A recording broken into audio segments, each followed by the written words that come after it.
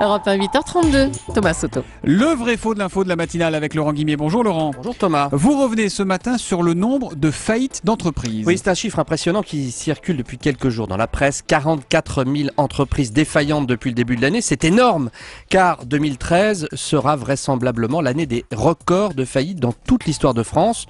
On se calme, dit le ministre du Travail Michel Sapin. Oui, mais là aussi, faites attention aux chiffres. Dans les entreprises qui sont comptabilisées aujourd'hui, il y a toutes les auto-entreprises. Et les auto-entreprises, il y en a énormément qui meurent. C'est d'ailleurs une des critiques que l'on peut faire à l'auto-entrepreneuriat aujourd'hui. Ce sont des entreprises parfois un peu factices, donc elles naissent et elles meurent beaucoup plus rapidement que d'autres. Ça fait partie des chiffres. Michel Sapin, le ministre du Travail, affirme donc que le chiffre record des faillites d'entreprises s'explique par le nombre important d'auto-entreprises qui meurent. Est-ce que c'est vrai ou est-ce que c'est faux, ça, Laurent ? C'est faux. Le ministre ne peut pas incriminer les auto-entrepreneurs aussi facilement. Deux précisions pour vous le prouver. D'abord, d'où vient ce chiffre de 44 000 entreprises tombées depuis le début de l'année ?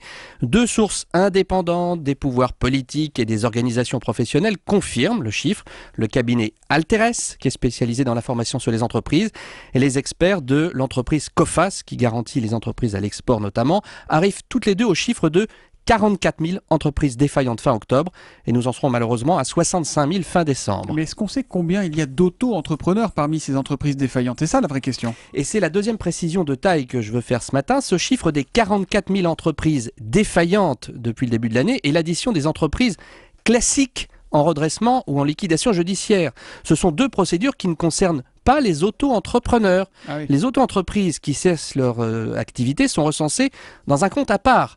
L'année dernière, par exemple, on a dénombré 60 000 défaillances d'entreprises classiques d'un côté et 3 fois plus de radiations d'auto-entreprises de l'autre. Ça n'a rien à voir. Donc on les compte pas, les auto-entreprises. On les compte à côté. À côté, on les À compte pas, côté, il y en a beaucoup plus en fait que le nombre d'entreprises défaillantes, je le redis bien, qui sont en redressement ou en liquidation judiciaire. Dernière preuve de ce que j'avance, quand on creuse les chiffres, dans le bâtiment par exemple, c'est un tiers des faillites.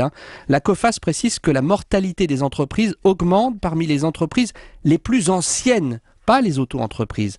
L'auto-entrepreneur, on le sait, a beaucoup de défauts, mais sur ce coup-là, je dis qu'il a surtout bon dos. Les mots ont un sens avec Laurent Guimier tous les matins. Le vrai faux de l'info sur Europe 1, c'est à 8h30.